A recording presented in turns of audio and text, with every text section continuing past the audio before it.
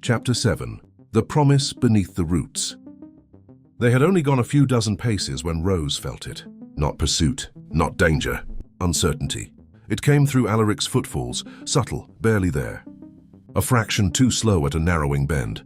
A half-beat hesitation at a fork where the ground sloped unevenly. To anyone else it would have meant nothing. To Rose it was as loud as a spoken doubt.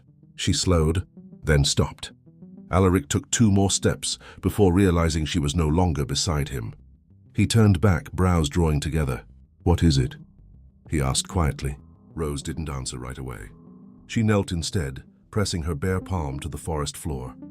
The earth murmured back, dense to the west, hollow-rooted to the south, firm as stone rising northeast. She lifted her hand. "You don't know where your camp is from here," she said. It wasn't an accusation. It was an observation. Alaric held her gaze for a moment. Then, after a breath, he inclined his head. "Not precisely," he admitted. "I know the general bearing. But these woods..." His eyes flicked to the identical ranks of pine. "They're not mapped the way the lowlands are." Rose nodded once. She had expected that answer. Her fingers tightened around the ledger against her ribs. "I can get you back to your people," she said. Alaric's attention sharpened instantly. "But only if you promise me something first." The forest went very quiet, not in a dangerous way, in a listening way. Alaric didn't rush her.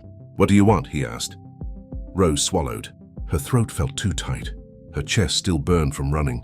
Her hands were still faintly unsteady from everything she had already given him. But this was the reason she had kept moving. "The children," she said. His brow furrowed slightly. "At the orphanage," she clarified. "They can't stay there. Not after this. Not after him." She forced herself to breathe again. "I don't want protection for me," she said. And the truth surprised her even as she spoke it. "I want them out." Her voice wavered, but she did not stop. "I want them removed from that building. I want them placed somewhere safer. I want someone to answer for what was done to them." The words came out low and careful, like stepping across thin ice. Alaric went still, not startled, not defensive, something deeper than either. "You're not asking me for mercy," he said slowly. "No," Rose whispered. "I'm asking you for justice." The earth thrummed once beneath her feet, not loudly, in agreement. Alaric drew a long breath. His gaze dropped, not in avoidance, but in thought. "My captain has the authority to do that," he said at last. "He has the power." Rose did not move. She did not nod. She did not soften. She listened, because people said many things when they wanted something from her. So she listened instead to what his body said. His heartbeat shifted. Not faster, heavier. Like a man stepping into a consequence he fully understood. He drove the point of his sword into the forest floor. Not as a threat, as a vow. "By the code of Ilarion," he said, voice steady. "And my oath to the crown." His gaze lifted to her. "I swear to you, those children will be safe." The words were not gentle. They were sharp. "Final. You have my word." Something inside Rose cracked. Not loudly. Not all at once. Just enough to let a breath she had been holding for years finally escape. Her lips parted. Then, almost without meaning to, she whispered, "Let this be the last time." It wasn't anger. It wasn't accusation. It was exhaustion turned into prayer. Alaric heard it. Rose saw it in the way his jaw tightened. In the way his eyes flickered with something like grim understanding. He didn't answer her out loud, but something in him settled, steel finding its sheath. He studied her once more, and it was as if he were finally seeing the shape of her life in the spaces between her words. "I don't know what this girl has been through," his expression seemed to say. "But I've seen enough." He pulled his sword free from the earth. Then he stepped aside. "Walk with me," he said. "I'll take you to the captain." Rose hesitated only once. Trust did not come easily anymore. But he had stepped between her and men sent to bind her. He had sworn not comfort but action, and his heartbeat had not lied. Rose nodded. "For now," she said softly. The forest exhaled. She turned northeast, and only then did she truly lead. The path narrowed beneath ancient pines whose roots knotted deep into dark earth. Morning light filtered down in thin ribbons, catching on dew that clung to fern and moss like silvered breath. Rose walked ahead, barefoot on the needle-soft ground. She did not hurry. She did not hesitate. Every few paces she paused, brushing her fingers against bark or root, listening with more than her ears. Behind her, Alaric adjusted his pace to match hers. His armor made almost no sound now. Her courtesy learned quickly once he realized how quietly she moved. "You walk like you're listening to the ground," he said after a while. "I am," Rose replied, glancing back only briefly. "It tells me where it's safe, where it's weak." He huffed a quiet laugh. "Useful. I'd have saved half a dozen horses if I'd known that trick." Her lips curved faintly, the smallest smile. The first in days. They reached a shallow gully where loose stone and slick moss made the slope treacherous. Rose lifted a hand without thinking. "Stop." Alaric froze instantly. "Loose rock ahead," she said. "Use the roots." He tested the path with a boot. The stones slid away at once. "Well," he muttered. "I stand corrected." "Feet," Rose said softly. He snorted. "Right, feet." Something in his step eased after that. Even without looking, Rose could feel it, his heartbeat slowing, the tension bleeding from his stride. They walked in silence for a time, the forest folding around them like a living thing. Then Alaric spoke again. "Back in the village, when you faced Kale's men, were you scared?" Rose considered as she ducked beneath a low branch. "Yes." He waited. "But fear doesn't stop me," she added quietly. "It reminds me what I have to protect." He looked at her then, really looked. "The captain will like you," he said. "He believes in that kind of courage." Rose said nothing, but the words stayed with her. Hours passed. The forest thickened. Light dimmed beneath pines older than memory. The hum beneath Rose's feet shifted, heavier now, slower, as though something vast was stirring far below. The phoenix charm warmed against her ribs, then it pulsed. Rose stopped mid-step. Alaric's hand went to his sword. "What is it?" "Something's moving," she whispered. She knelt, pressing her palm to the ground. The vibration wasn't footsteps. It wasn't wind. It was rhythm. Breathing. The charm flared hot, then settled again like a living heartbeat. "We're near something," Rose said. "The ruins?" he guessed. "Old tunnels, maybe." Rose nodded, though unease curled in her chest. Whatever waited beneath the earth was ancient, and it was aware. The ground beneath them was not sleeping. It was only waiting. As they entered the camp, heads turned. Whispers followed them like wind through dry grass. "The barefoot girl. That's the one from Serinvale. Why is Sir Vane bringing her here?" Rose kept her gaze low, cloak drawn close, the ledger hidden against her ribs. Mud clung to her calves. Her hair had dried in uneven strands, mist and sweat tangled through it. She could feel every heartbeat around her. Dozens, steady and armed. And among them, one rhythm calm and rooted, like a great drum keeping time with the world. Darius. She felt him before she saw him. At the far end of the camp, he stood near a command tent, speaking to a messenger. Helm tucked beneath one arm, dark hair damp with sweat. Posture controlled, as if the day's demands were nothing new. He looked up. Relief flickered across his face when he saw Alaric. Then his gaze slid past him and landed on her. His expression changed, not anger, confusion, sharp, immediate. "What is the meaning of this?" Darius asked, voice even, but edged with command. His eyes flicked over Rose in a single sweep. Torn cloak, mud, bare feet, the way she held herself like someone who had been running until her lungs had forgotten how to stop. Alaric stepped forward at once, as if he already knew Darius would assume the worst before he could imagine the truth. "Captain," Alaric said, "I wasn't looking for her." Darius's eyes narrowed slightly. "Then why is she here?" "Because she was being hunted." The words landed like a stone.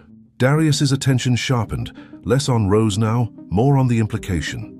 "Hunted by who?" Alaric reached into his cloak and pulled the ledger free.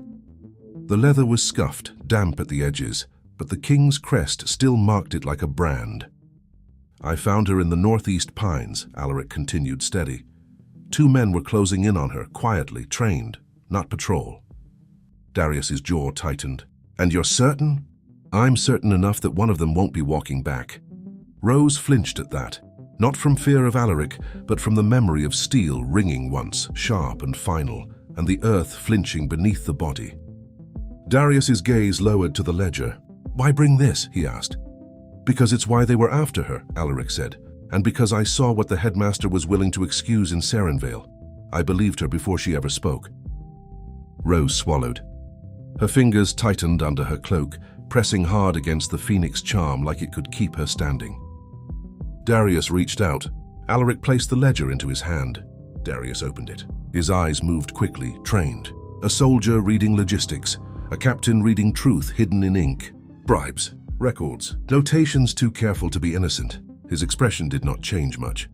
But something in him went colder. Then, as if summoned by the tension itself, another presence entered the circle. Boots controlled, armor quieted by discipline, not weight. Kale. He emerged from between tents with the calm of a man who believed he still had the room arranged to his liking. His gaze moved from Darius to Alaric, then snapped to Rose. For the briefest fraction of a heartbeat, something flashed behind his eyes. Not rage, calculation. Fuck. Then his face smoothed back into something composed, almost bored. What is this gathering? Kyle asked mildly, as though he had simply wandered into a discussion about rations. Darius did not look up from the ledger. Explain, Darius said. Kyle's gaze slid to the book in Darius's hands. That, Kale's tone stayed pleasant. If this is about Serinvale, Captain, I went back to the orphanage to gather further intel on the girl. You know, since you tasked us with relics, rumors, and divine signs, the lie wasn't even a lie. It was true enough to hide inside. Alaric's jaw tightened. You went back, Alaric repeated, voice low. Kale's eyes flicked to him. I did. And you were there, Alaric. Boom. The truth used like a blade. Darius finally looked up, slowly. Were you acting under my seal? Darius asked. Kyle lifted his shoulders slightly. I was acting in the interest of the mission. Alaric stepped forward. She was being hunted, he said, sharper now. Not questioned. Not escorted, hunted. Kale's mouth barely moved. The ledger has no names tied to me. There is no proof that I paid anyone. Clever. A legal sidestep. Darius's eyes narrowed. And yet my men were in the woods. Kale's gaze stayed steady. Your men follow orders. If someone panicked, if someone acted without discipline. Alaric cut in, voice like a snapped chain. They carried restraints. Silence tightened. Kale's expression did not break, but his eyes sharpened. Restraints are for transport. If she's dangerous, she is exhausted, Alaric said flatly. And unarmed. Rose's knees suddenly felt like they belonged to someone else. The shouting, voices overlapping, authority colliding, made the world tilt. Not because she was afraid of being punished, because she had spent her entire life being swallowed by louder men. Her body remembered. Her breath hitched. The ground beneath her feet hummed with too many heartbeats. Too many boots, too much power. And then her legs gave. Rose dropped not in a bow, not in submission, in survival. Hands braced in the mud, head lowered like she could make herself smaller than the moment. Her voice came out thin, shaking, but clear. Yes, she whispered. My eyes change. Every sound in the circle died. She didn't lift her head. She couldn't. I didn't know, she said. People in the village told me. They always told me I was wrong just for being different. She swallowed hard. I never hurt anyone, she said, voice breaking at the edges. I only tended the wounded, the sick. I cooked meals for the children. I kept them quiet when the headmaster... Her throat closed on the word. She forced it open anyway. I only wanted them safe. A beat. Then smaller, so small it almost wasn't meant for anyone but Alaric. You promised. Alaric's gaze flicked down to her. His voice softened, but his oath stayed iron. And I meant it. Darius stared at Rose in the mud, not like she was strange, like she was evidence of something rotten. He looked back to Kale. Enough, Darius said. The word carried the same weight it had in the orphanage. Quiet, final. Kale's jaw tightened. Darius's voice remained controlled, but colder now. You will stand down, he said. You will return to your post, and until I decide otherwise. His gaze sharpened. You will be under watch. Kale's nostrils flared once. For a heartbeat, it looked like he might argue. Then his mouth curved into something that almost resembled obedience. As you wish, Captain. He turned, armor barely making a sound as he walked away. But as he passed Rose, his gaze dropped to her bare feet in the mud. Just once, and something in it promised, this isn't finished. When he was gone, the camp did not exhale. It waited. Darius crouched slowly, not too close, not too fast, like he understood that frightened creatures didn't respond to sudden movement. His voice lowered. Alaric, he said without looking away from Rose. Tell me everything. Alaric's answer came steady, and as it did, Rose stayed on her knees, shaking, mud on her hands. Because for the first time in her life, the powerful men were not deciding her fate over her head. They were listening,